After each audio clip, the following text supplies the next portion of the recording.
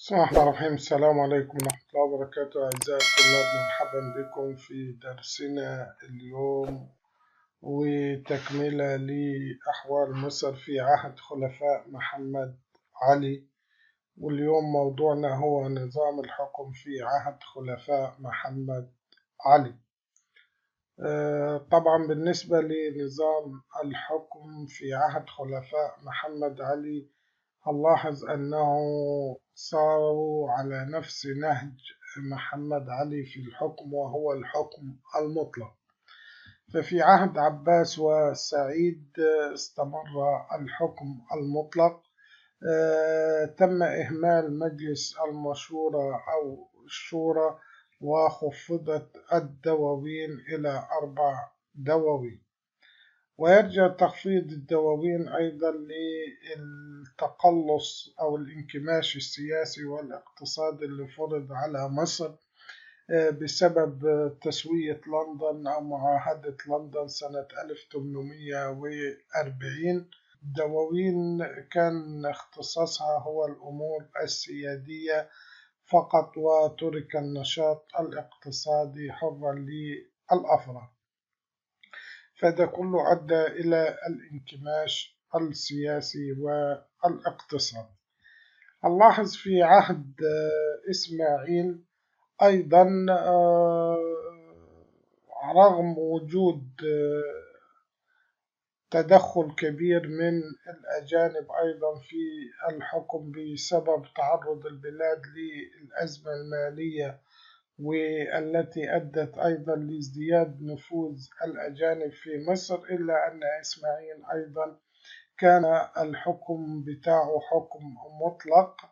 وكان هناك مجالس أنشأها إسماعيل لكنها كانت شكلية، مثل مجلس شورى النواب 1866، وكذلك مجلس النظار، وده كان عبارة عن سلطة تنفيذية تنفذ ما يملى عليها من إسماعيل.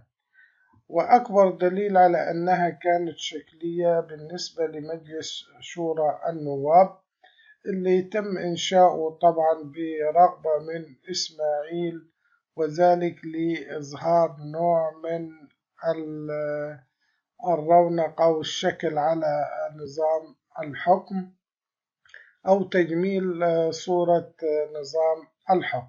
لكن في واقع الأمر هذا المجلس كان مجلس استشاري وليس سلطة تشريعية، ودوت كان بسبب أنه لم ينشأ بناء على رغبة من الجماهير، بل كان منحة من الحاكم، وكان حق الترشيح فيه مقصورا على فئات أو طبقات اجتماعية معينة، مثل العمد والمشايخ والأعيان وبعض أصحاب المصالح التجارية والصناعية، لكن لم يكن يضم من المتعلمين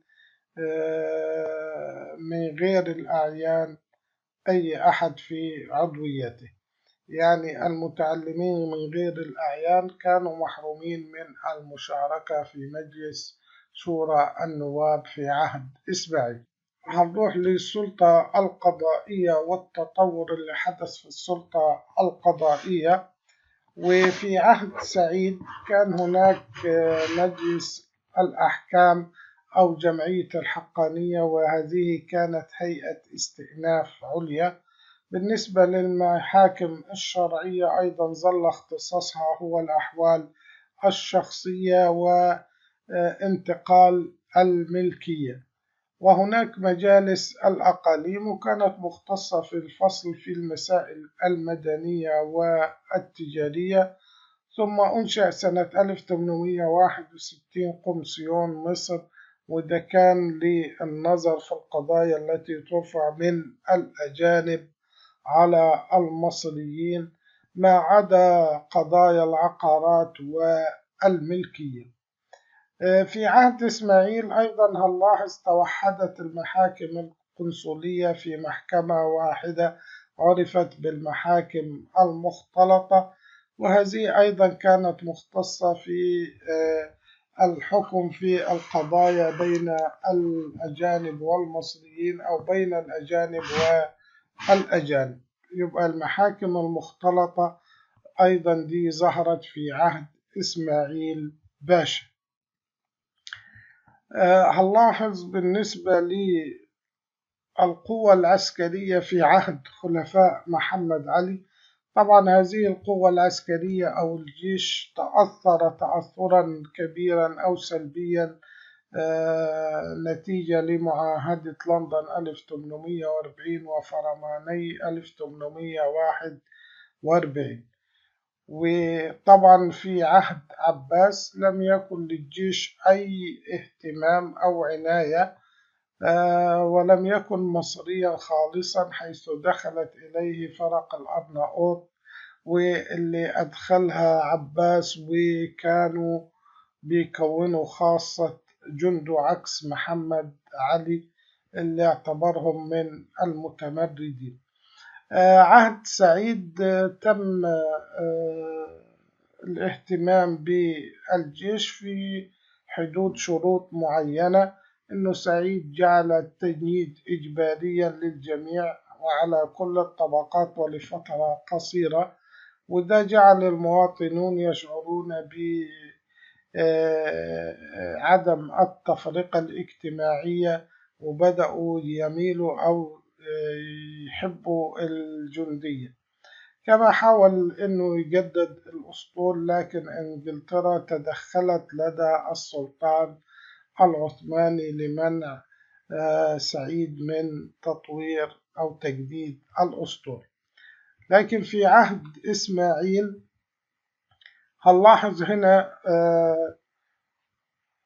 اهتم إسماعيل بالنواحي الحربية أو الجيش، وفي نفس الوقت بالناحية التجارية، لأنه كان هناك عوامل مشتركة بين الأسطول والتجارة، حيث أرسل بعثة حربية لفرنسا من الضباط المصريين ليكتسبوا الخبرات اللازمة، وفي نفس الوقت استقبل أيضا بعثة حربية من الفرنسيين للإشراف على المدارس الحربية، وبعض هؤلاء أصبح من نظار المدارس الحربية في البداية. كذلك اهتم إسماعيل بتنوير أو تثقيف عقول العسكريين بأنه أنشأ صحيفتين للشؤون العسكرية. بالنسبة للناحية البحرية جدد الأسطول والمدرسة البحرية، وأعاد فتح ترسانة الإسكندرية. هنلاحظ أيضا بالنسبة للناحية التجارية أن ارتبطت بالناحية البحرية والأسطول، وأنشأ شركة للملاحة التجارية، فهذا أدى إلى نشاط التجارة الخارجية والمواصلات البحرية بين مصر والدول الأخرى أو بعض الدول.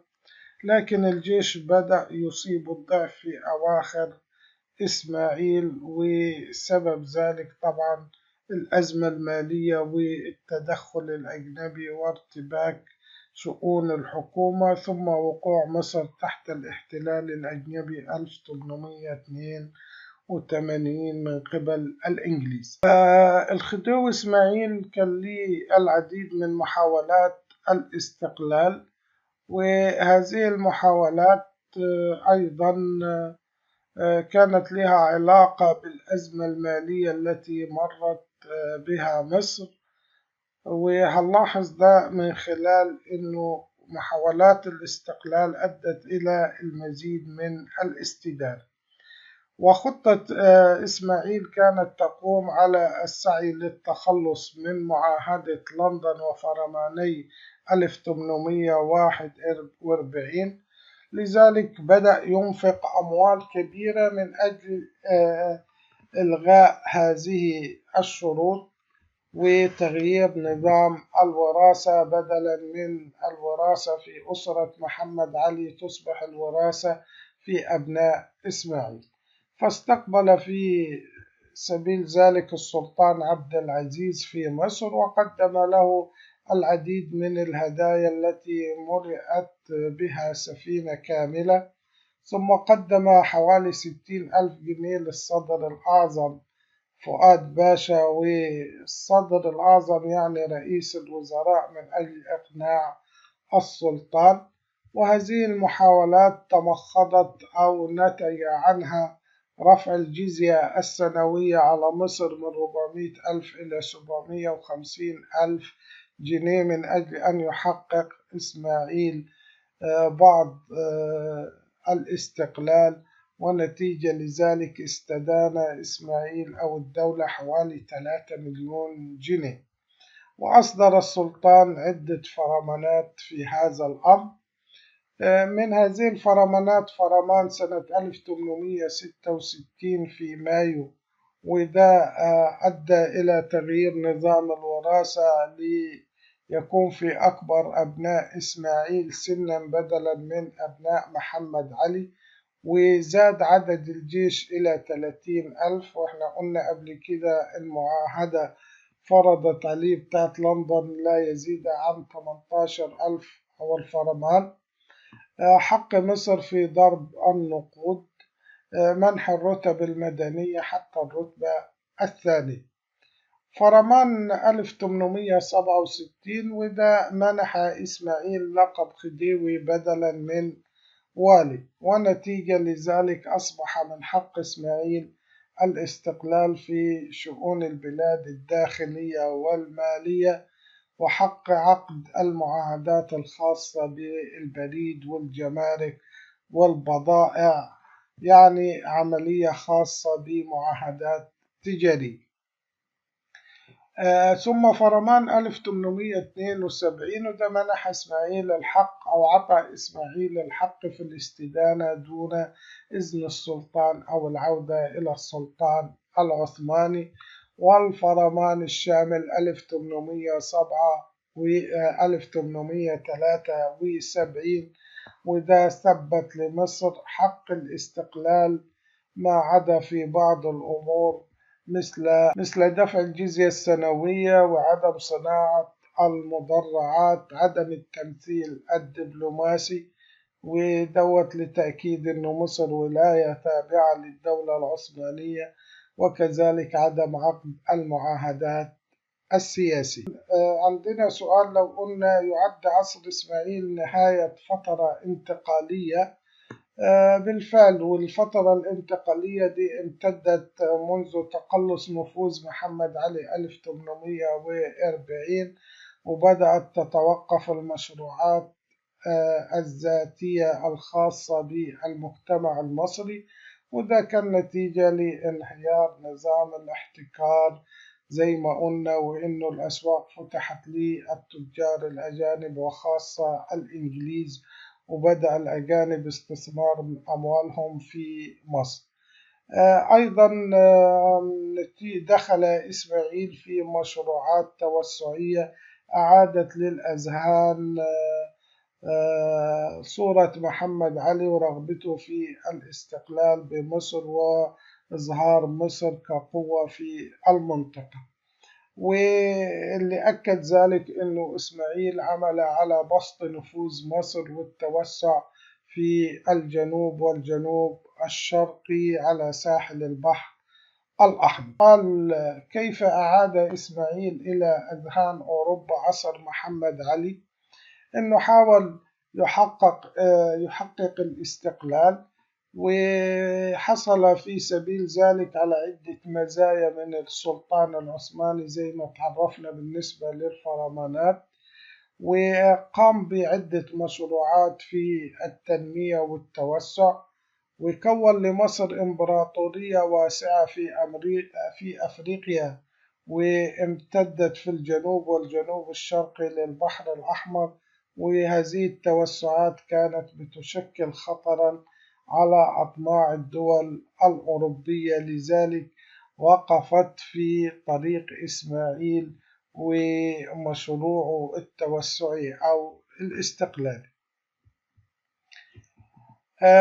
النتائج اللي ترتبت على توسعات الخديوي إسماعيل في شرق أفريقيا: هنلاحظ أن هذه المشروعات أدت إلى دخول مصر أو إسماعيل في الحرب مع الحبشة اللي هي أثيوبيا، وترتب على هذه الحرب هزيمة الجيش المصري وخسارته حوالي 3 ملايين جنيه. وفي نفس الوقت كانت البلاد في حاجة إلى الأموال وكانت بتعاني من أزمة مالية.